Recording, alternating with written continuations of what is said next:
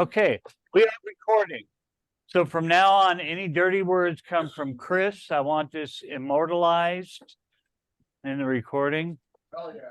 The first thing I want to start with is thank you all for coming to our first monthly meeting. We will try to do these every month and share quite a bit of stuff. The second thing I want to bring up is thanks to Chris Knoffert and his wonderful class last month and the overwhelming response, we're going to try to hold one once a month. Again, thanks to Chris and Lance and the other instructors in the room.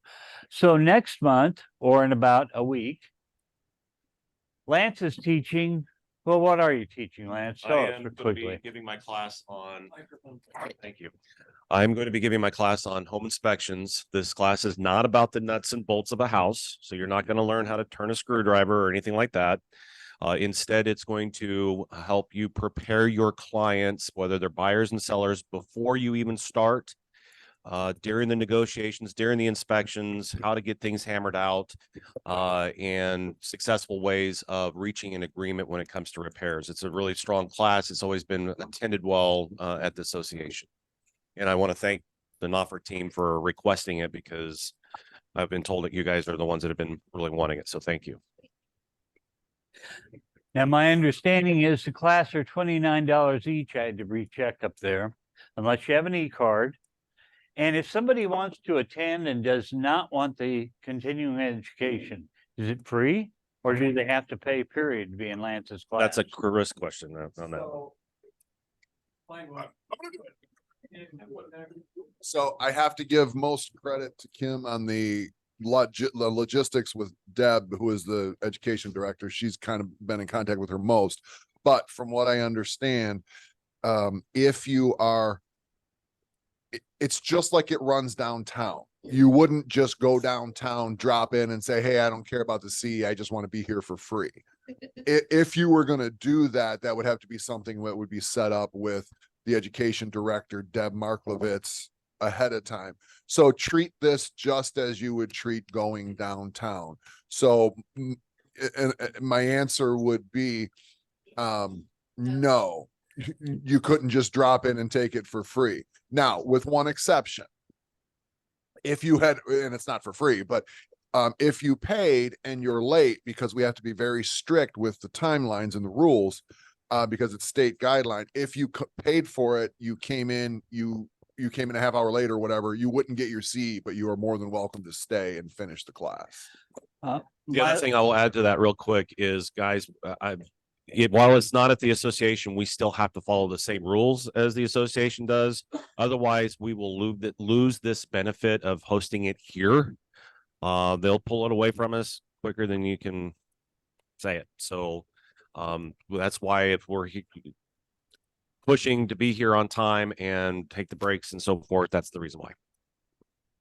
If you already have enough hours to renew your license early next year, do they roll forward? Okay, just check. And I had this class about 3 months ago at the RSCK by Lance, well worth the $29. Thank you, sir. So if you have any other questions, please see Kim, Lance, Chris. Brenda might even know a little bit about them. And I understand Cheryl, one of our other instructors, is going to be teaching classes in the future. And it's all just to benefit you. You don't get any breaks from if you're in class or any extra CE. It's just that sometimes it's more comfortable with us. It's more fun. Yes, that's. Well, I can promise you it's more fun. Yeah. Oh, Okay. one more thing I'd like to add, because we have Cheryl, which is great. Cheryl, what we've asked Cheryl to teach, what we asked Cheryl to do, is because next year is ethics year, where we all have to have ethics. Cheryl has agreed to teach ethics twice next year. So you'll be able to get everything. Kim has set it up to where we have core 2 times next year, the required core. We have ethics 2 times next year. And then we have 4 more electives. So there will be 8 classes, because Kim and I and Brenda and the rest of the instructors talked about it and said, don't run classes June, July, and August. That don't make no darn sense. Or or December. That don't make no darn sense when we're in the busiest season. So we're going to be doing 8 classes next year, but the busiest time of the year, we're not running them. So just keep that in mind. But Okay. you should get everything you need from ethics to core next year. For the ethics and core classes, because those are the ones we're worried about filling up. I think that ethics is in April and October next year. That's the one I'm actually worried about overfilling. Once we hit 36 heads in that first one, we've got to cap it because I can't fit more bodies than that in here. And it's going to be hot and stuffy and tight. So just know that, like, plan your schedule to allow for that if you want to take it in the spring. Otherwise, you got to take it in the fall if you want private and Cheryl. The other thing I want to say is, it is for our office, but if you know of anybody that wants to come interview with Greg and come to this, get with Greg and you guys can work out how that is. The board, the association has no problem with other people from other companies coming in to sit in our class. It's just a matter of whether you guys work it out with Greg and how that goes. Let us move on, because we do have a lot to cover. Why we started this meeting is this month, and why we're doing it first of the month. Every month I'm going to present the company stats that I've been building for you guys for 5-6 years. Does that sound right? Maybe longer. Well, we redid the front page. This is the new front page. I think it's a little spicier. It's got room up here for you to put your name and your contact info.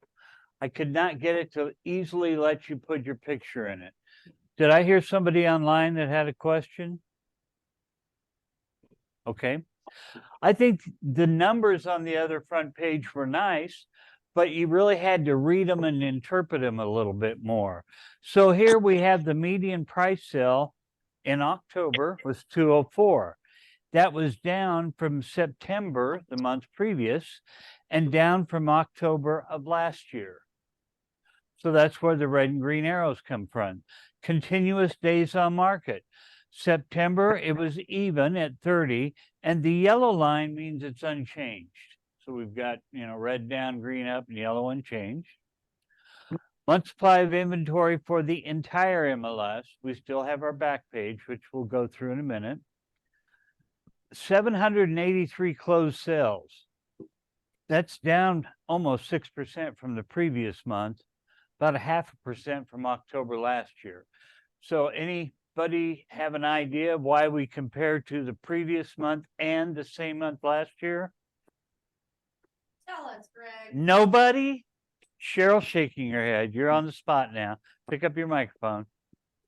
This is information, I mean, when he does this for us, I carry that around with me. So if somebody asks you, how's the market, you let them know, I'll tell you, what do you want to know specifically? So in order to compare how we're doing right now, we do look at last month because that's what we buy Christmas presents with or not. And then we look at last year. So putting your finger on the pulse of what the market is doing goes back more than just 1 month. We want to compare it to the former year. And what's really fun is when you do it over 5, 10, 20 years, because then you'll see everything truly is cyclical. So don't be too scared. There's a seasonality to real estate. December and January are 2 worst months to sell. So I don't necessarily compare December to October. I want to know what it did from the previous month. But what I also want to know is December last year the same as this year or up and down? So that's why you have the 2 comparisons on all the numbers. We added something this time. This is by price range, the percentage of houses sold. Of all the homes sold in the MLS, and these are all residential, 16% were in the 0 to 100 range. 16% were in the 100 to 150, and so on. And this is something you can also share with your client. If they've got, let's say, a $500,000 house, well, you can come up here and say in the entire MLS last month, only 2% of the houses were between 500,000 and 600,000.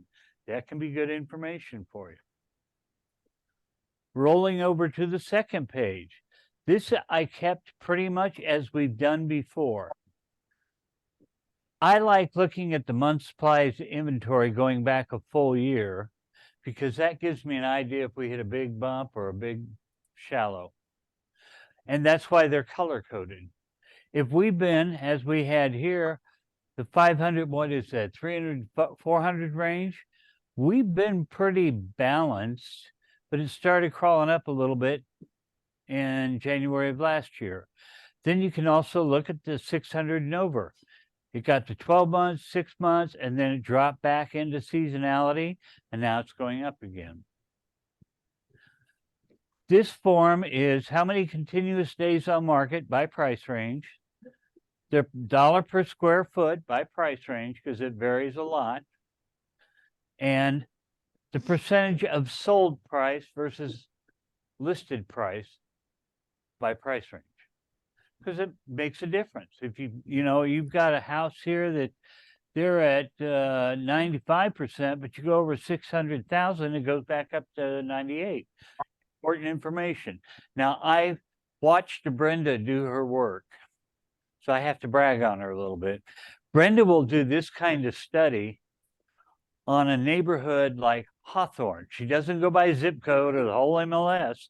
And then if Hawthorne's got a rich section and a poor section, she breaks it down even further.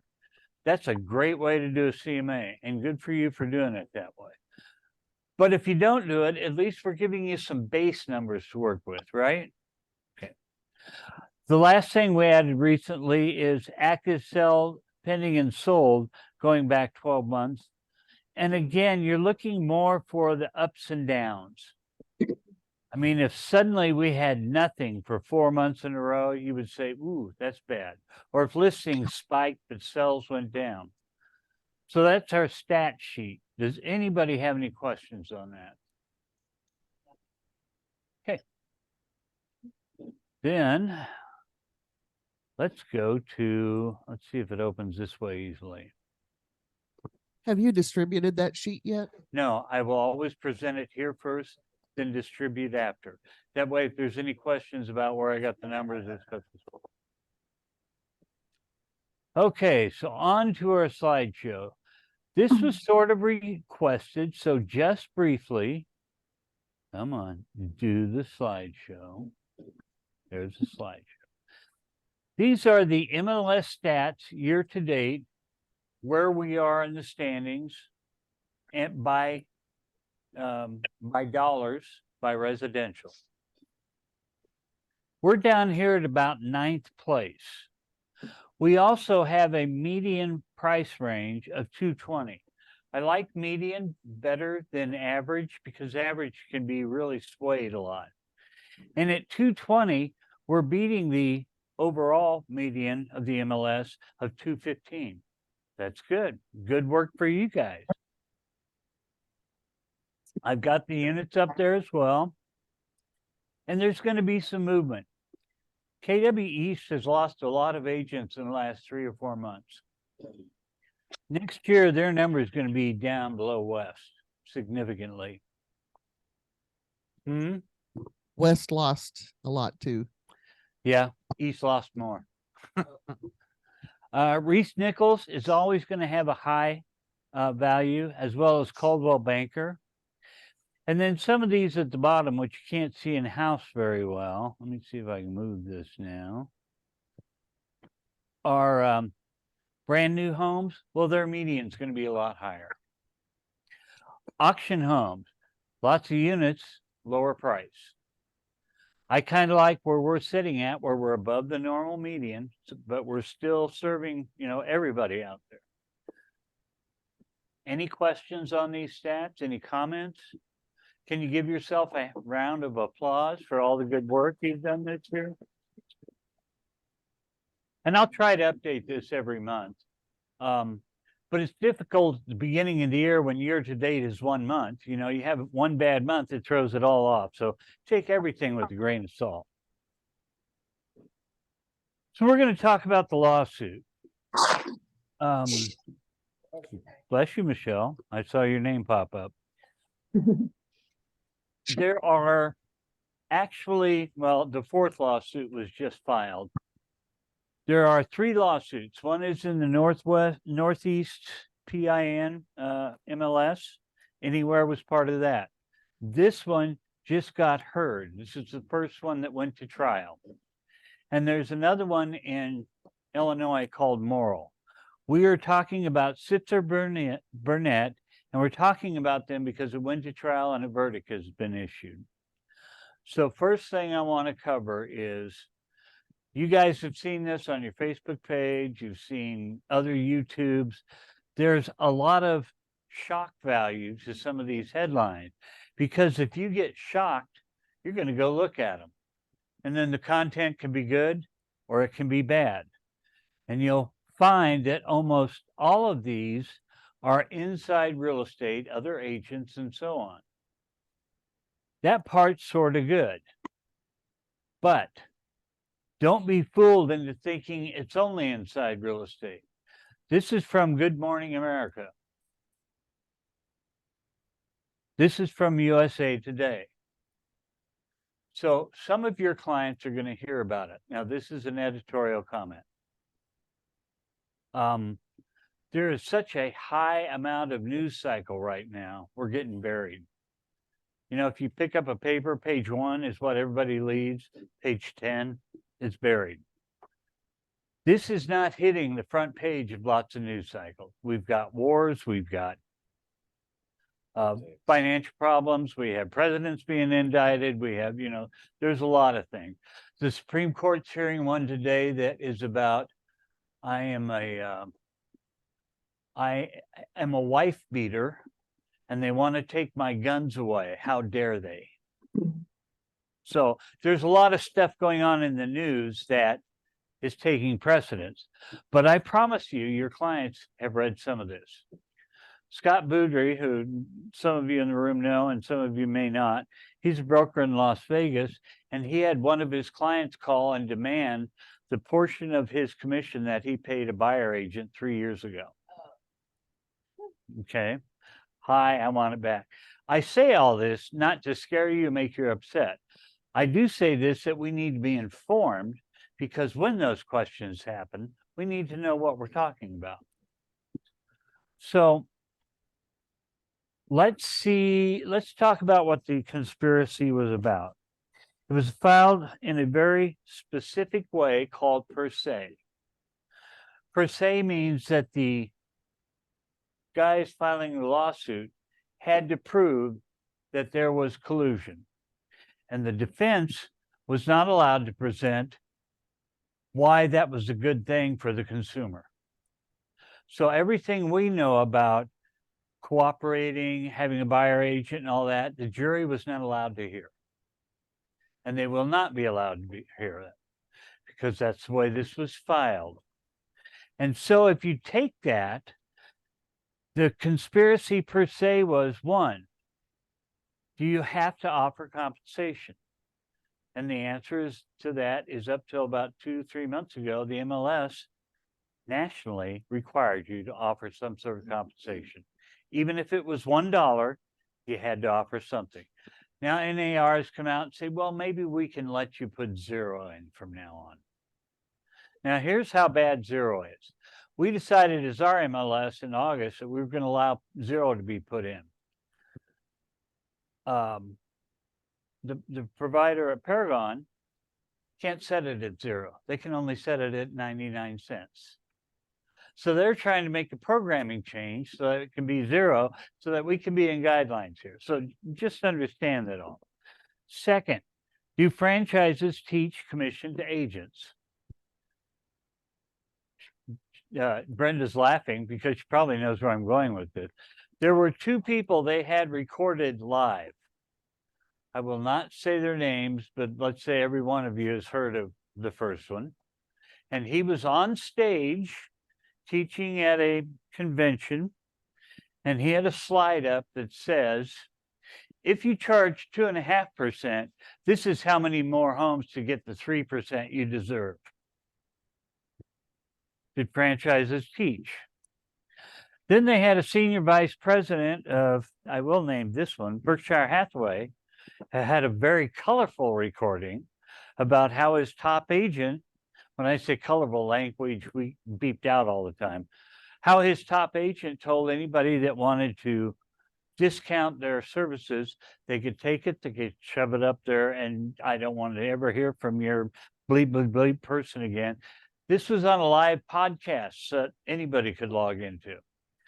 So the plaintiffs had some pretty strong evidence that we have set sort of what our minimum is and what should be charged. But to back up, before all this was going on, the whole premise, the foundation is an antitrust lawsuit.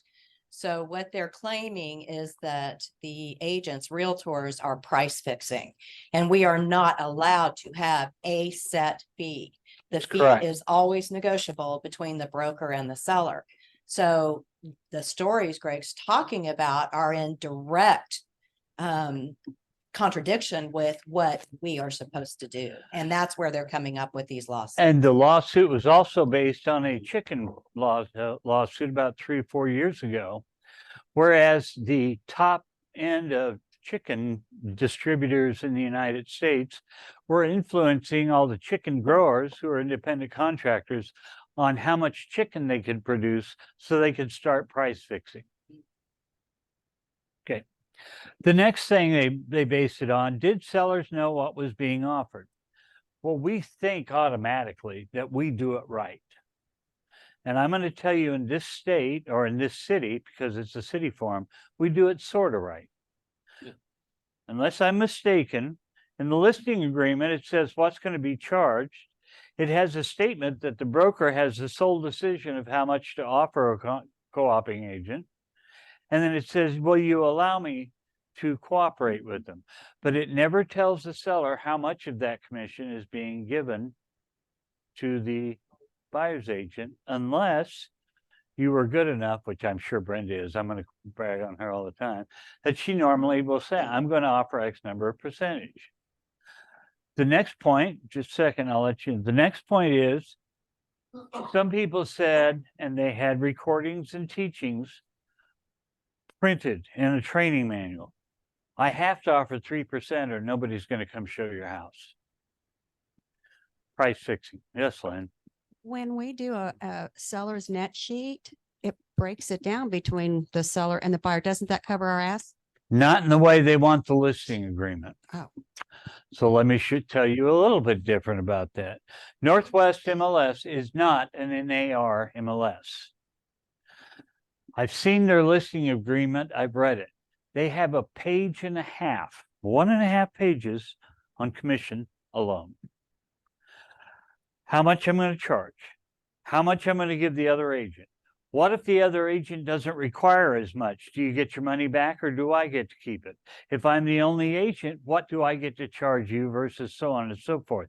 They get very complex to make sure it's completely transparent on how the commission is broken apart. Do I think in this city we do a fairly decent job? Yes. Do I think it's completely as transparent because we know what's going on? No, not to the average consumer. Another thing, did buyers know how buyer agents were paid? Just last week, Michelle, thank you for letting me use you, Michelle, had a client that called a potential buyer call up and said, I called another agent, I won't mention the company, you've all heard of them, and they said, I'll meet you at the first house and you don't need a buyer agency, I work for free. Oh, whoops. Locally? This was last week in Wichita. So they called Michelle, and Michelle said, I'd like you to come in and do a full presentation so you'll understand. And the lady, I'm relaying her story my way. The lady more or less said, no, I need to understand the commission a little bit more. Let me tell you how the commission works. This is what we get paid, so on and so forth. And the lady said, I'm coming in for your presentation because the other people didn't sound right to me. So when you take all of this in total, did they prove there was a conspiracy or at least some influence? And the jury of 8 people said yes. And I think they were all renters, weren't they? I don't think any of the jury was any homeowners. Someone told me that there was none of them were homeowners. You know, I don't pay any attention, and yeah, please use the mic. I don't pay attention into a lot of that noise because there's so much of it out there. I didn't read the background, but even so, if somebody only buys a house every 10 years, are they going to remember what you did last time? And the answer is no. Or they may have an idea. So the verdict, we were guilty of collusion. The original suit named NAR, Anywhere, Remax, Keller Williams, and Berkshire Hathaway. Anywhere is our parent company, you know, the old Realogy. And Remax offered a settlement that the other attorneys accepted. And if you read it all, they said Anywhere could pay $83 million without bankrupting them. So that's how they settled on that amount. Remax could pay 53 million, 55, 53, 55 million without bankrupting them. And the terms of those, I've yet to put my hands on the Anywhere. I have read the Remax settlement, you know, the legal filing. The terms say that any future lawsuits from past, present, or future will be excused from these kind of lawsuits if you accept our. That's what it says.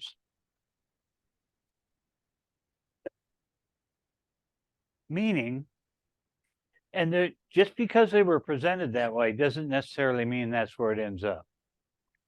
But meaning, from the 49 other states that these lawsuits could be filed in, Anywhere and Remax probably will be exempted. Okay, so what happens next? Well, there's a moral case in Illinois that happens next quarter. Immediately after having a guilty verdict, these guys in Missouri, and let me tell you a little bit more about Missouri. Missouri was placed against the entities I told you from every person who purchased a house since 2015 to 2021. They were suing to get their buyer agency commission returned to the seller. That came out to the 1 point, and I'll get to the exact $1 million later, $1 billion later. But because it's a per se suit, we'll get to that in a minute, everything is tripled as punishment. So they won 5.3 something or other billion total that will be split between NAR, Berkshire Hathaway, and Keller Williams. From everything I've read from the smartest people I know, none of those three entities can cover 1/3 of that. And as you would naturally think, will there be an appeal? Yes, there will be an appeal. Again, everything I read says they might appeal the dollar amounts. They might appeal the judgment. There is very rarely, if ever, a verdict is overturned, they will overturn a jury trial. They could possibly do it if there was a procedure that wasn't followed, but nobody I've read has said the procedures was wrong. There is one potential question, but it would be stupid to do it. And that was the podcast that I alluded to earlier wasn't sent over to the prosecution as discovery, and they objected to that. And the judge and the response was, we were doing it to impugn the credibility of the client that just says we always do things right perfectly. Could be allowed, but anyway you look at it, if they do another trial next time, it will definitely be in discovery and they'll get their butts handed to them again. So the next thing that happens now that we have a verdict and we have a decision by the jury is a judge has to decide the next steps. The judge can write orders. The orders could say sellers can no longer pay commissions. The orders could say the MLS must not offer compensation. They could say the MLS cannot require compensation, or he could write no orders at all. Doubtful, but he could. If the other party is any of the other two parties are going to appeal, they have to post a bond. The best estimates I can get is to get a bond for the amount of money we are talking about. It's $300 million per person. And if they can't post a bond, then they can't really appeal. Because the judge wants to make sure during the appeal process, if you're going to question the verdict, we want to make sure you've got skin in the game to cover what you've already been awarded. There is some talk that Keller Williams and Berkshire Hathaway may try to settle because they don't have that much money. And you know, the big term in law is don't sue your client so far down that they go bankrupt. If you do that, you get nothing. Question real quick. So is each of these, like, only the branches are being held liable of each of the companies, or each company as a whole? The is being- franchisees, the very top people. So the whole thing. Yeah, we would not be affected yet. Okay. But there will be more suits filed. So immediately after that suit was won, the same lawyers already had the paperwork in and said, here, we now want to file the same suit against Compass, EXP, Weichert, United, Howard Hanna, Douglas Elliman in Missouri. And there's still 49 more states that it can go into. Boy, your faces all look like, oh my God, we've been hit with a 2x4 here. Hmm? Perfect storm. The final piece is the DOJ is getting involved. They want to review all the settlements because they don't want anybody to practice dual agency ever. And while in this state, we're pretty decent about, you know, are we a transaction broker? Are we a buyer agent? Are we a seller agent? And I'm not sure transaction broker isn't really just a veil over dual agency, could sorta. The DOJ doesn't want one party representing both sides. And and that's agency. That is so funny that they would say that, because by penalizing the buyer's agents, now you're getting rid of having representation on both sides of the table. see, So the- it's contradictive. But the jury didn't get to hear that. And when I say transactions kind of thinly veiled, there are people that certainly do it right. I never tell either party, and I don't get into your, I'm here to. But there are people, I'll tell you about Florida in a minute, that definitely do. And they, in their state, they do practice dual agency. Thank you. There's a lot of states. So I'm just telling you that through all this, we have a verdict. We don't have any judge's orders, and we may not have for 6 months. The DOJ is putting their nose in the business.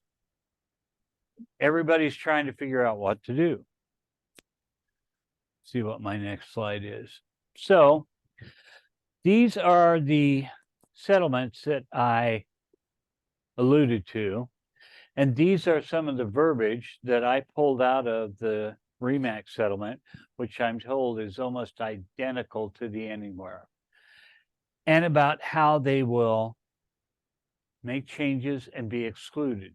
One of the first things both parties did, my franchise agreement says that everybody who works in my company will be a realtor. And both RE/MAX and Anywhere said, we're not going to have that policy anymore.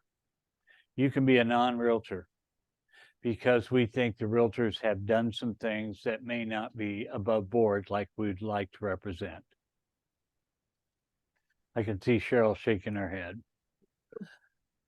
It is projected at this moment, there will be between 40 and 60% less realtors in the United States in the next 24 months. And guys, that's not just on the national side, that's locally too. So I know there's been a lot of talk that's going around that how it's going to affect our local association and the and the services that we receive. So And some of that comes from NAR required you to put compensation in the MLS and required you to be a realtor to get access to the MLS. And that goes against the whole price fix inclusion and that kind of stuff. Now, again, no orders have been issued. And there would be a significant loss. How many people want to take Wygan to court with an attorney to sue over a commission instead of going downtown to arbitrate it? And how many people said there will no longer be a code of ethics that you can take somebody to downtown? You have to report them to the state, who's understaffed and underdollared, trying to maintain all this. So part of what I was trying to cover here is the verdict sounds bad. There are people out there preaching that buyer agent is going to go away. There's not going to be any money in it. You're all going to die, and realtors are going to go away. The orders have not been pushed out yet.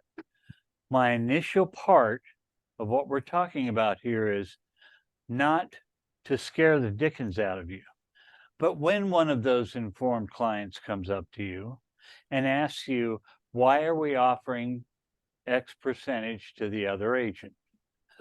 I would advise you not to say, because nobody will show it if you don't. That's not why we do that. We do that because we want the buyer agent to hold up their end and do the things that they should to get to a successful closing. And there is value in what a buyer agent does. And you need to know your value on your side as value and as a listing agent and as a buyer agent. So what should you do? First, don't panic. Nothing has come down yet. I just laid out the worst case scenarios. Do not panic. You guys are professionals. How can you protect yourself?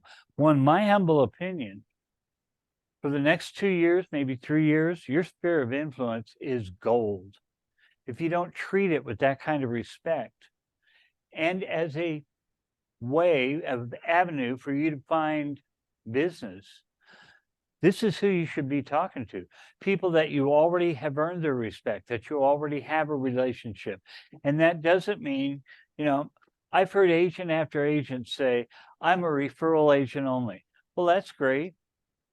If your clients remember to call you when it's time. I remember early on, and I'll use her name, Connie was working here, and she was so ticked off because her sister-in-law, who she talked to all the time, forgot she was an agent and bought a new home with somebody else because we don't find creative, informative, valuable ways to remind our sphere we are real estate agents. Categorize your SOI into buyers and sellers. I know it's very easy to have a spreadsheet or, like my friend Tulio, cards.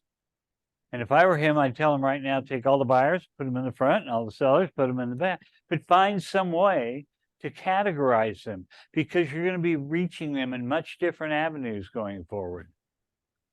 I like the neighborhood news. It comes in Moxie, put an address in. Once a month, it sends out the activity in that neighborhood. If somebody's house goes on the market, everyone wants to know how much it went on or how much it sold for. Systemize your contacts. Tulio's got them systemized, but break them down even farther. Was this somebody who bought 10 years ago? Is this somebody who bought last year? Start figuring out what your sphere of influence actually gives you in power. I just did a 20-year study of MLS, and I compared it with all kinds of things and how prices rose and something.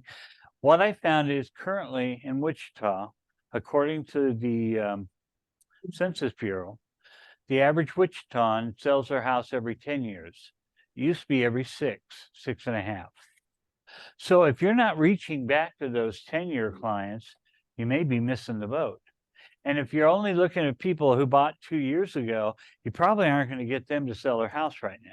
So you have to understand it and always update and correct. If you call somebody, make a note. If you've contacted them, make a note. Make sure you know what's going on with them. Second, for buyer agency, You need to, if you haven't already done it, know your value as a buyer agent. What do you bring to the table? If your answer is, I have a lockbox key, you just lost. You know, I think Lance was dealing with somebody that had a listing that's one of those $5.95 special type deals.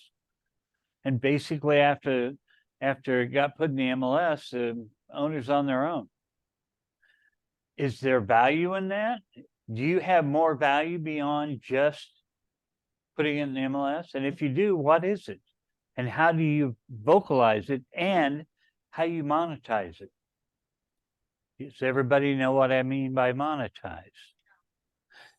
If you can't prove to your client that your value is worth X number of dollars to them, that's how you monetize it.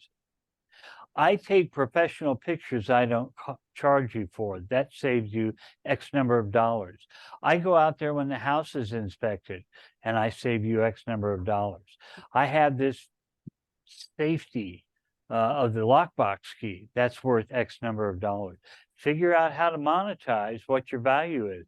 Negotiating skills is not a small part of that on either the buyer side or the seller side. Even better if you have a client that says, Cheryl saved me $10,000 buying this $60,000 house. I would use Cheryl every single time. See how that kind of testimonial will monetize? When you talk about client testimonials, we have a testimonial program. I know a lot of you use Google. I'm still looking in how we can best use Google. But somewhere have a rating of your testimonials, and then be sure you cherry pick your testimonials, and that put you in the best light for helping a client and upping your value. Listings, again, utilize your SOI. Look at those clients who sold 10 years ago. I know for a fact there are people in this room that sold a house at least 7 years ago, and they haven't talked to the person since, not once. Is that how you're going to use your SOI? If they're moving every 7 to 10 years, you should know when those people bought a house, so that those are the folks you're concentrating on now. And again, know your value. You can a value presentation and monetize your value. I got X number of dollars more listing than the house next door because blank, blank, blank. I do these negotiations for you, and I've been trained in how to do negotiations, and I'm better at it than 90% of the agents in the city. Find your niche and keep building on it. Some of it's brand. If you look at our brand, they surveyed 13,000 people last year who, I've updated our stat show, who bought or sold a house. Better Homes and Gardens was on top at 95%. Century 2 had, have I heard of them? Century 21, thank you, was next at 94%. Our name has some power. Don't forget about that. And people from outside the city you've heard from. We interviewed an agent yesterday. I can't mention the name. And they were knocking their present company of Keller Williams because the name Keller Williams means nothing unless you're buying or selling a house. And then only if you are utilizing them. They said Better Homes has homes right in the name. Use that. Tell them that people know what we do because of the name. So now the best guesses that I've heard from all the people out there and some of my own, I'm guessing attorneys are getting rich off this. Does anybody agree with that? Yeah. You guys, What they make is different. oh no, they make 30% or 40%. And you all have seen the television commercials with mesothelioma and you call me, yeah, however you say it. Have you bought or sold a house in the last 10 years? Called 1-800, I get you money. I believe that listing commissions are going to have a lot more detail. We're already looking at it at the local board, and they need to. We want people to understand where the money goes. I think from what I gather, that's most of the transparency folks that talked about transparency. Greg, I'm gonna jump in there real quick. Just a thought that maybe we need to take a good hard look at language we need to add to our listing agreements, spelling out the commissions until we have something from our local association that changes the listing agreement.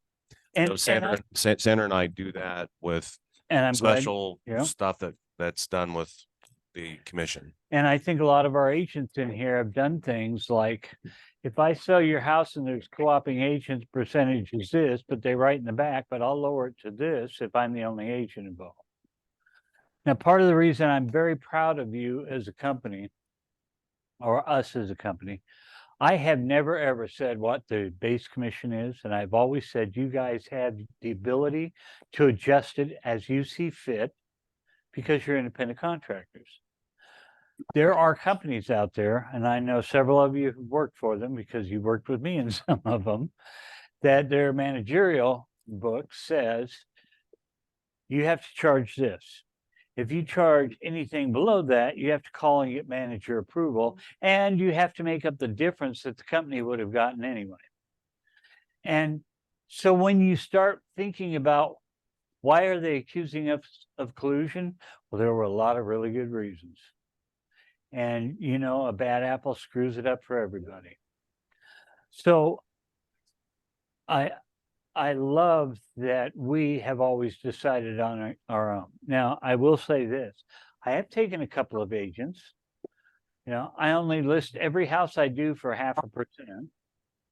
And I bring them in and say, how are you valuing your services? Could you do this or that? And let's bring them up to where they're getting more what they deserve. But I never say what that is. That's up to them. The way it is. NAR could drop. That's been predicted by a lot of people.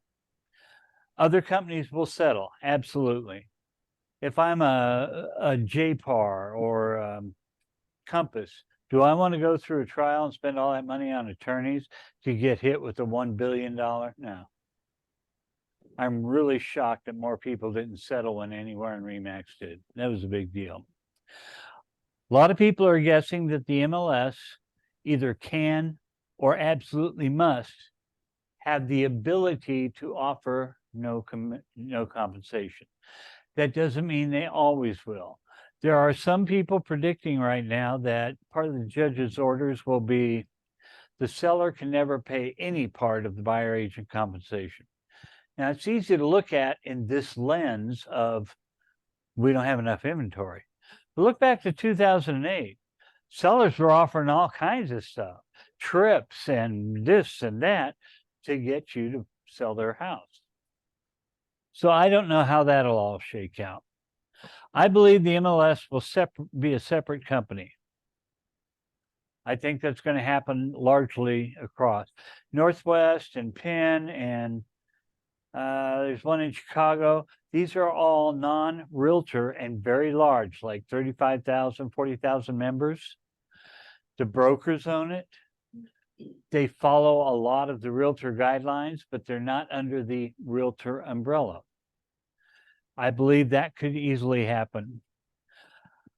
There's a lot of people who are predicting buyer leads going to have less value because it's going to be harder to get people to buy or to sign buyer agencies.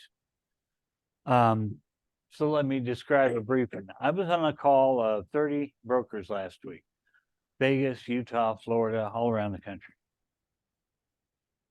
They don't make their agents sign buyer agencies because they don't know how to present it and they're afraid they're scare the clients off. And I thought, how lucky are we that we have a Beretta that we right up front. Here's the agency. Here's what's going to happen. Do you want this or this? And we have no problem. But how many of you have sat at I'm writing you a contract, so let me get your buyer agency at the same time. I think we need to be more upfront about explaining it and don't be afraid of it. I was talking to brokers. We never ever require buyer agency because my agents just won't fill one out. Okay, lovely. You got to have a piece of paper to have agency. If you don't have it, you can't do, our state says you have to do this, this, this, and this if you're a buyer agent.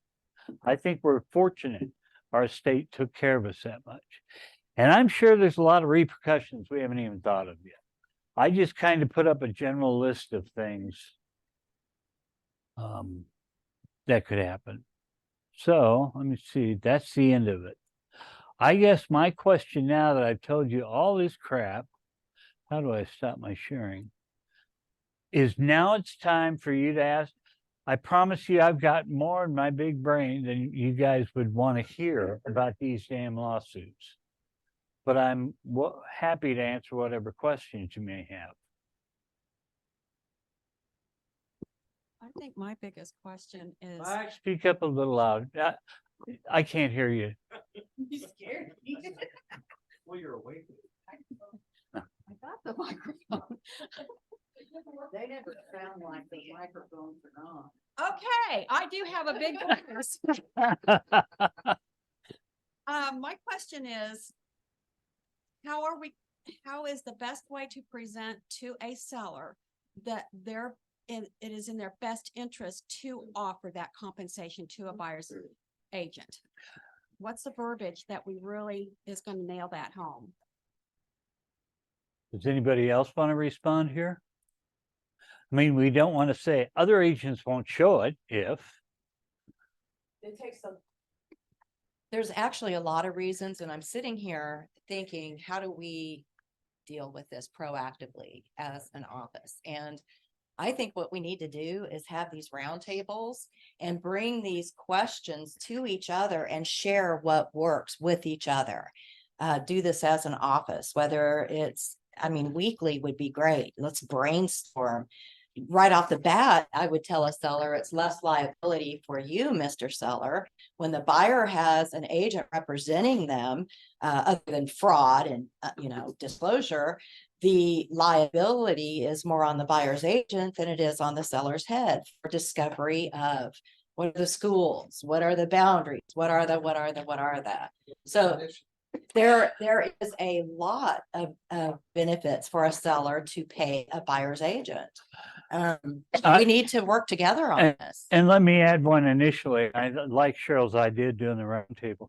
The history of buyer agency is before that, it's called sub-agency. So I'm the listing agent. Lance is bringing a buyer. He's a sub-agent of the seller. Whatever he says to that seller, he's representing the seller and he doesn't know him from squat. So by the establishment of a buyer agent, that protects the seller from the liability of what that buyer agent is telling somebody. That's a big deal to remember. We still gave out that percentage of compensation before, but Mr. Seller, you were liable for whatever they said. You want to be that way? No, you don't. That's one thing I would suggest. I think there's a lot of duties that they do as well. And some of those duties are, to be at the house when the inspection's going on, make sure it's safe, schedule the inspection and the negotiations and getting the well looked at and all those things, so they earn their pay. You can require that. You can say, I will not give out a CBS code. You must be there the entire time. That is something you, as a listing agent, and you don't say, let me preface this. You don't say, I don't let anybody do that to me. You say, I've discussed it with the seller and he wants an agent here whenever and as the buyer agent, that is your responsibility. It's always the seller or the buyer that requires this, never us. So no, don't throw me under the bus. Recently, as the stuff was coming out, I talked with a seller who asked whether or not by lowering the amount that they offer to a buyer, if that would potentially keep buyers and their agents from showing the house. So I was completely, we were asked that.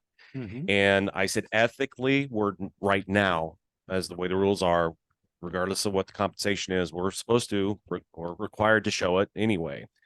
The downside is that not all the apples in the apple cart are good apples. And yes, there is that possibility that someone may not decide to show it. Now with the change, and this is what I told them, with the changes that are possibly coming, now there's a chance that I could say, you know what? I'm not getting compensated. I can't show this to you. So there are going to be realtors out there that will, I shouldn't say realtors anymore, agents out there that will possibly do that. That was my answer to him, was that there is a possibility that could happen. It's not supposed to, but it could. To piggyback on what Lance said, the state of Washington changed their law because of all this, that said if you are a buyer agent and you're not being compensated or fairly compensated, you are not obligated to show a home. I know Cheryl went, huh? Well, then you call the listing agent, say, I don't have an agent. Yes, Erica?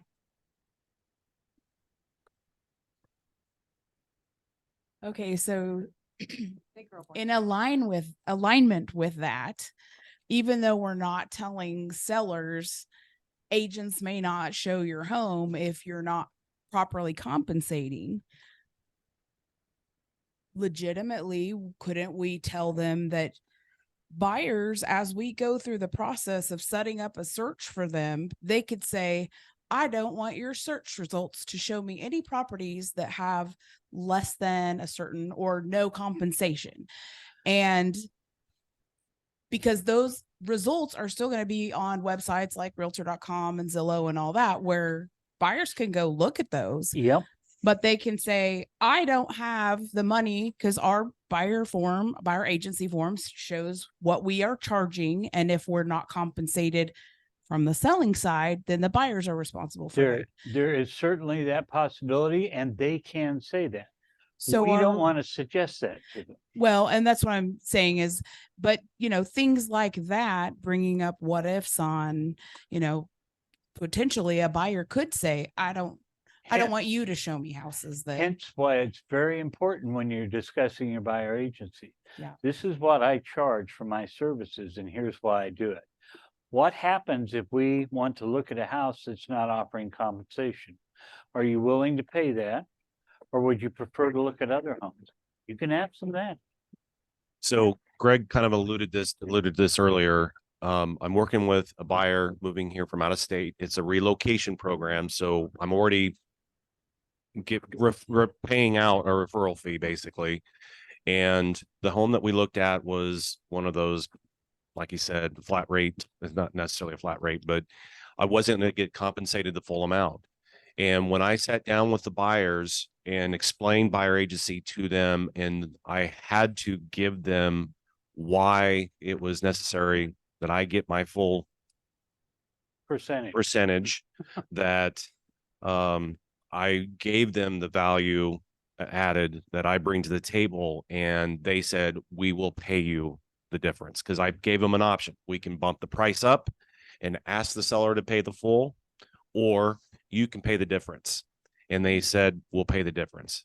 So I was very comfortable moving forward with it on that, but I spent some good solid time going over the buyer agency agreement with them, explaining to them, I am going to be compensated X amount of percent. What part of the country are they? Texas. I have one quick question. Yes, ma'am. If the buyers agents aren't being compensated, and the buyer says, well, I'll just go directly to the listing agent, isn't that throwing us into a potential dual agency program again? Who is being thrown in? You as the buyer The agent or you as the listing listing agent? Wouldn't that be throwing them into a dual No. agency? Because there are specific duties you do as a listing agent you can't provide the buyer. You can't give the buyer a CMA or a reverse CMA to show them what they should be paying for the house.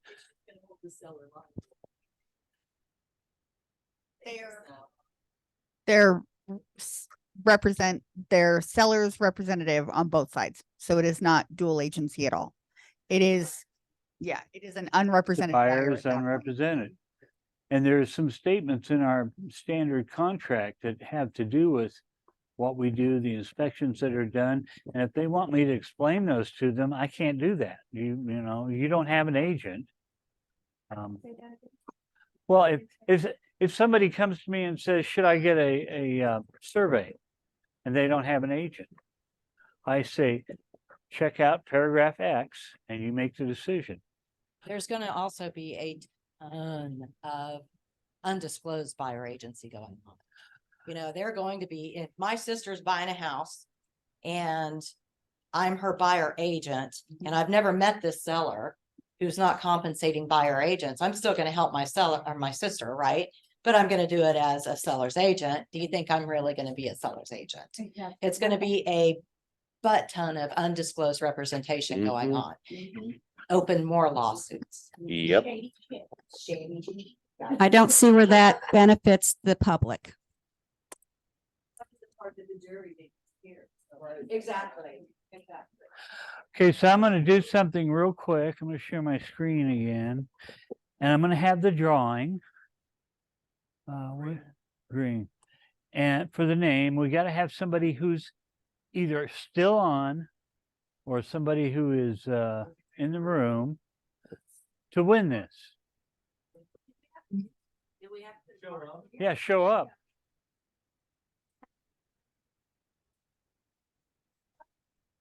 You get excited over the littlest things, aren't we? Let's see, why am I? Oh, I got to move this. So what we did is we entered everybody's name in the company. Now, age and wife. Hold up the prize, Anna. We have a $25 gift card for you to use anywhere. If your name comes up and you're present online or in the room. And then I will stay here and answer as many questions as you would like me to about this lawsuit. I just want to try to hold it to the time limits we set.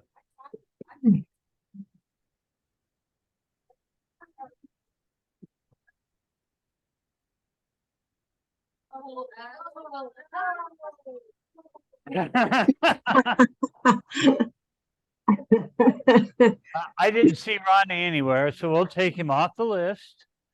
And here we go again. Somebody's laughing online. It's me. Hooray!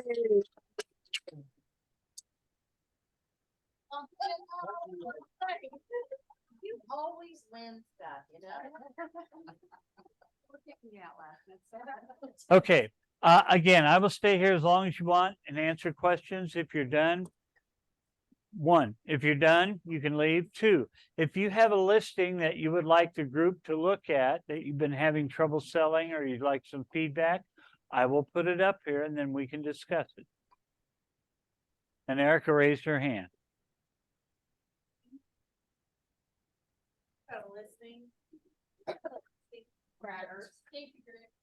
Thank you guys very, very much.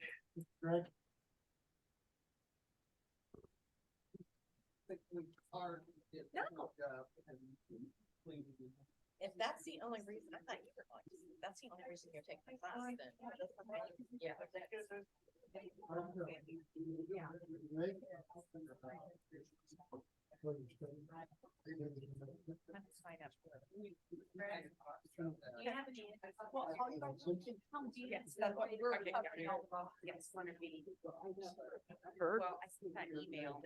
The first one, it's already heard. Well, the next one that's gonna say, hey, we're gonna. It's in the first quarter of next year. And none of them are in Kansas yet. But they'll come. They're predicting that copycats will happen. So now that it's been in that state and this state, now we're going to sue Wichita, Kansas MLS. Then we're going to sue Kansas City. And it will keep going on probably for a decade. Because lawyers get rich.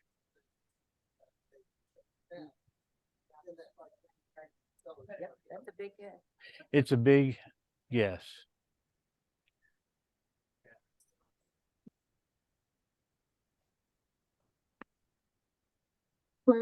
Greg, Yes? you read your chat. Angela's got a question. I'm sorry, Pam, do you have a question? No, Angela does Angela, okay. in the chat. Thank you. You're welcome. If I can get the chat up. She wants to know what this all means, and she still doesn't have a clear idea. And the fact is, I don't think a lot of us have a clear idea yet. Because we don't know what the end is going to be. What we do know is something's going to happen, and that some of our clients are going to start asking questions today. And so all I was trying to do mostly was give you some background, some thoughts, some thinking about it. And then I'll keep you informed as the decisions get made and the orders get issued.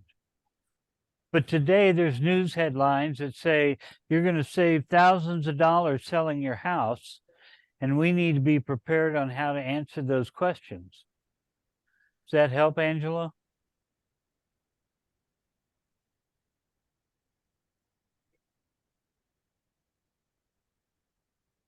She said yes.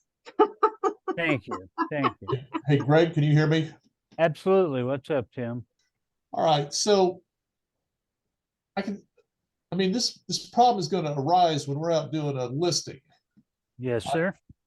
So I come to your house, you want to sell it. I say, okay, we always talk about the brokerage fee.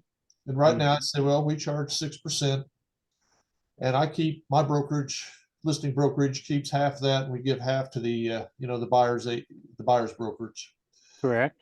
And if the guy says, well, now wait a minute, I've been watching on the news that I don't have to pay the buyer. And I'd say, well, yeah, that's always been an option. We never presented us an option, but with all of the media, they say, yeah, you could just list it theoretically for 3% and we pay 0.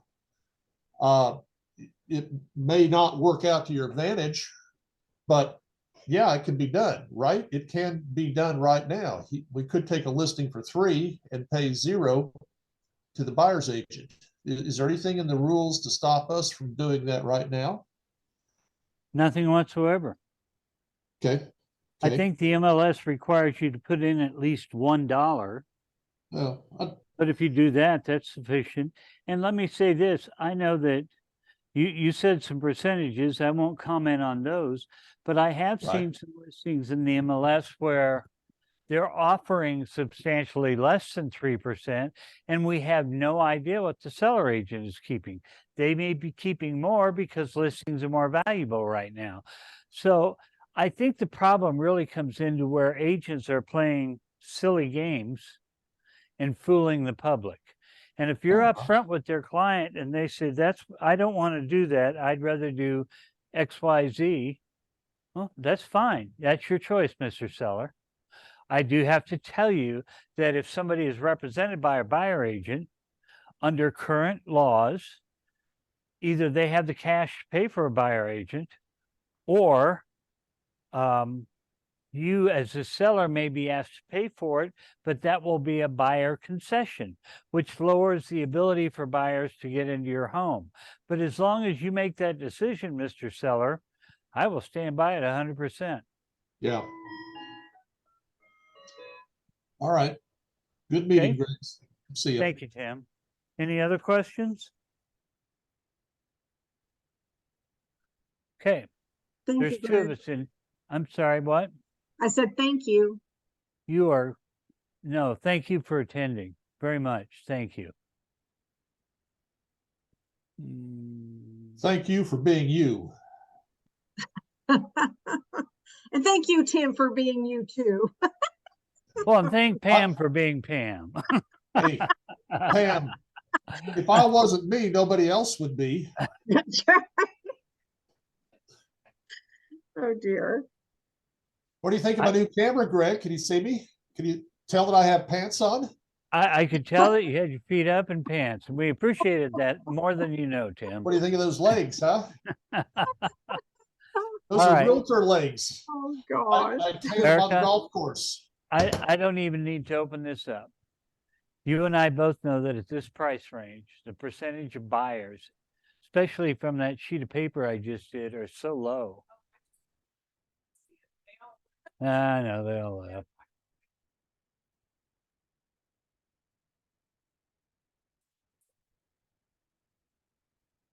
probably gonna have the trend, like some of the trend in it as far as the, Hmm. you should notice the Sandy Hook, how they're getting rid of a list house in a different neighborhood, but it's similar type neighborhood.